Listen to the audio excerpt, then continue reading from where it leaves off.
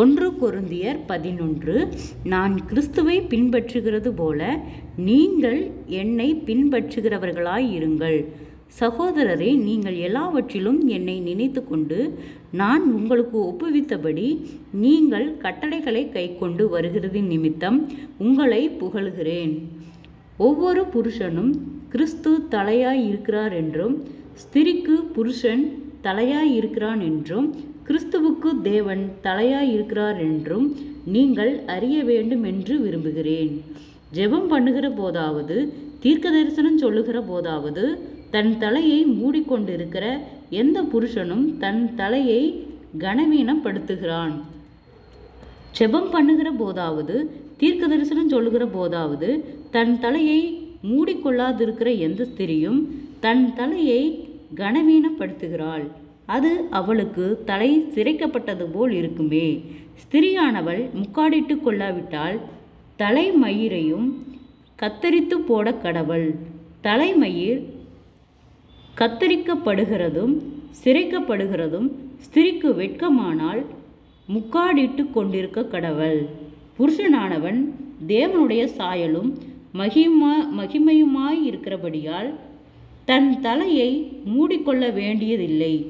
ஸ்திரியானவள் புருஷனுடைய மகிமையாய் இருக்கிறாள்.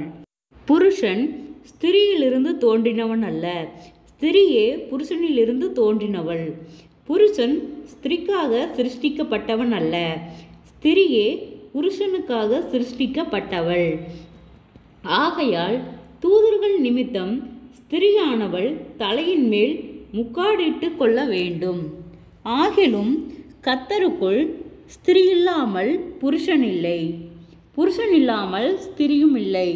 ஸ்திரியானவள் புருஷனிலிருந்து தோன்றுகிறது போல புருஷனும் ஸ்திரியினால் தோன்றுகிறான். சகலமும் தேவனால் உண்டாயிருக்கிறது. ஸ்திரியானவள் தேவனை நோக்கி ஜெபம் பண்ணுகையில் தன் தலையை மூடிக்கொள்ளாமல் இருக்கிறது லட்சணமாயிருக்குமோ என்று உங்களுக்குள்ளே நிதானித்து கொள்ளுங்கள். புருஷன் மயிரை நீளமாய் வளர்க்கிறது அவனுக்கு கனவீனமாய் இருக்கிறது என்றும், ஸ்திரீ தன் மயிரை நீளமாய் வளர்க்கிறது அவளுக்கு மகிமையாய் இருக்கிறது என்றும் சுபாவமே உங்களுக்கு போதிக்கிறதில்லையா? தலைமயிர் அவளுக்கு முக்காடாக கொடுக்கப்பட்டிருக்கிறதே. ஆகிலும் ஒருவன் வாக்குவாதம் செய்ய மனதாயிருந்தால் எங்களுக்கும் தேவனுடைய சபைகளுக்கும் அப்படிப்பட்ட வழக்கமில்லை என்று அறிய கடவன். உங்களை புகழாமல் இதை குறித்து உங்களுக்கு கட்டளை கொடுக்கிறேன். நீங்கள் கூடி வருதல் நன்மைக்கு ஏதுவாயிராமல் தீமைக்கு ஏதுவாய் இருக்கிறதே. முதலாவது, நீங்கள் சபையிலே கூடி வந்திருக்கும்போது உங்களில் பிரிவினைகள் உண்டென்று கேள்விப்படுகிறேன். அதில் சிலவற்றை நம்புகிறேன். உங்களில் உத்தமர்கள் இன்னார் என்று வெளியாகும்படிக்கு மார்க்க பேதங்களும் உங்களுக்குள்ளே உண்டாயிருக்க வேண்டியதே. நீங்கள் ஓரிடத்தில் கூடி வரும்போது அவனவன் தன் தன் சொந்த போஜனத்தை முந்தி சாப்பிடுகிறான். ஒருவன் பசியாயிருக்கிறான், ஒருவன் வெறியாயிருக்கிறான். இப்படி செய்கிறது கர்த்தருடைய ராபோஜனம் பண்ணுதல் அல்லவே. புசிக்கிறதற்கும் குடிக்கிறதற்கும் உங்கள் வீடுகள் இல்லையா? தேவனுடைய சபையை அசட்டை பண்ணி இல்லாதவர்களை வெட்கப்படுத்துகிறீர்களா?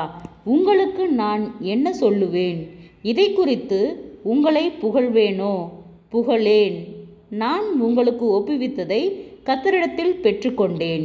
என்னவெனில், கர்த்தராகிய இயேசு தாம் காட்டி கொடுக்கப்பட்ட அன்று ராத்திரியிலே அப்பத்தை எடுத்து ஸ்தோத்திரம் பண்ணி அதை பிட்டு, நீங்கள் வாங்கி புசியுங்கள், இது உங்களுக்காக பிற்கப்படுகிற என்னுடைய சரீரமாய் இருக்கிறது, என்னை நினைவு கூறும்படி இதை செய்யுங்கள் என்றார்.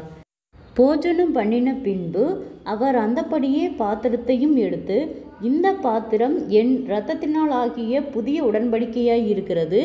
நீங்கள் இதை பானம் பண்ணும் போதெல்லாம் என்னை நினைவு கூறும்படி இதை செய்யுங்கள் என்றார். ஆகையால் நீங்கள் இந்த அப்பத்தை புசித்து இந்த பாத்திரத்தையும் பானம் பண்ணுகிற போதெல்லாம் கர்த்தர் வருமளவும் அவருடைய மரணத்தை தெரிவிக்கிறீர்கள். இப்படி இருக்க எவன் அபாத்திரமாய் கர்த்தருடைய அப்பத்தை புசித்து அவருடைய பாத்திரத்தில் பானம் பண்ணுகிறானோ அவன் கர்த்தருடைய சரீரத்தையும் இரத்தத்தையும் குறித்து குற்றமுள்ளவனாய் இருப்பான். எந்த மனுஷனும் தன்னைத்தானே சோதித்தறிந்து இந்த அப்பத்தில் புசித்து இந்த பாத்திரத்தில் பானம் பண்ண கடவன். எண்ணத்தினால் என்னவெனில் அபாத்திரமாய் போஜனம் பண்ணுகிறவன் கர்த்தருடைய சரீரம் இன்னதென்று நிதானித்து அறியாததினால் தனக்கு ஆக்கினை தீர்ப்பு வரும்படி போஜன பானம் பண்ணுகிறான். இது நிமித்தம் உங்களில் அநேகர் பலவீனரும் வியாதி உள்ளவர்களுமாய் இருக்கிறார்கள். அநேகர் நித்திரையும் அடைந்திருக்கிறார்கள். நம்மை நாமே நிதானித்து அறிந்தால் நாம் நியாயம் தீர்க்கப்படும்.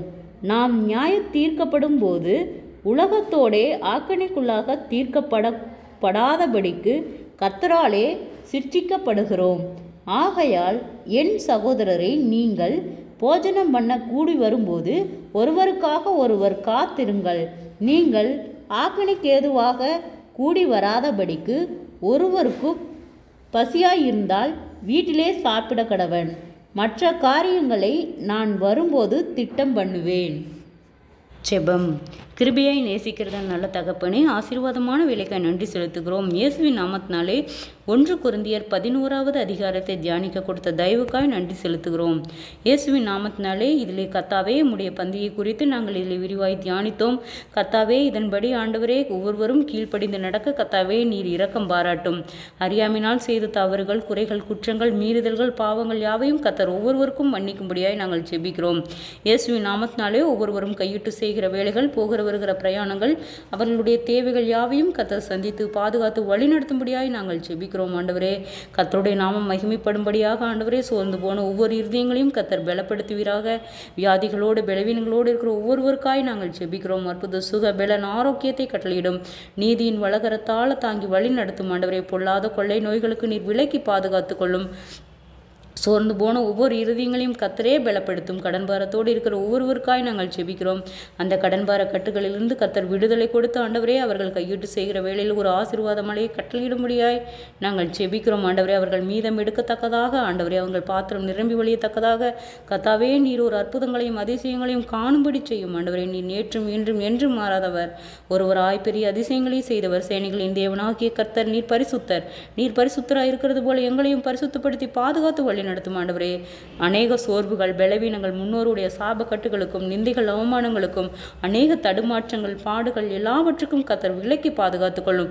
ஒவ்வொருவருடைய பிரயாணத்திலும் கர்த்தருடைய கரம் கூட இருந்து அவர்களை பாதுகாத்து வழி நடத்தும். எல்லா ஆபத்துகளுக்கும் விபத்துகளுக்கும் நீர் விலக்கி பாதுகாத்துக் கொள்ளும். நீதியின் தேவன் ஒவ்வொருவரையும் நீர் ஆளுகை செய்யும். நீரே பொறுப்பெடுத்துக் கொள்ளும். இம்மட்டும் வழி நடத்தின கர்த்தர் இனிமேலும் ஒவ்வொருவரையும் பாதுகாத்து வழி நடத்தும்படியாய் நாங்கள் ஜெபிக்கிறோம். ஆண்டவரே, அற்புதத்தின் தேவன் ஒவ்வொருவரையும் ஆச்சரியமாய் அதிசயமாய் வழிநடத்தும். பிரிந்த குடும்பங்களை கர்த்தரே சேர்ப்பீராக ராஜா. கர்த்தரால் கூடாத காரியம் ஒன்றுமே இல்லை. ஆராய்ந்து முடியாத பெரிய காரியங்களின் எண்ணி முடியாத அதிசயங்களையும் செய்கிறவர். ஆண்டவரே, குறைவுகள் எல்லாம் கிறிஸ்து இயேசுக்குள் மகிமையால் நிறைவாக்கப்படட்டும். அற்புதம் காணட்டும். ஒவ்வொருவரும் சாட்சியுள்ள பிள்ளைகளாய் நிற்கட்டும்.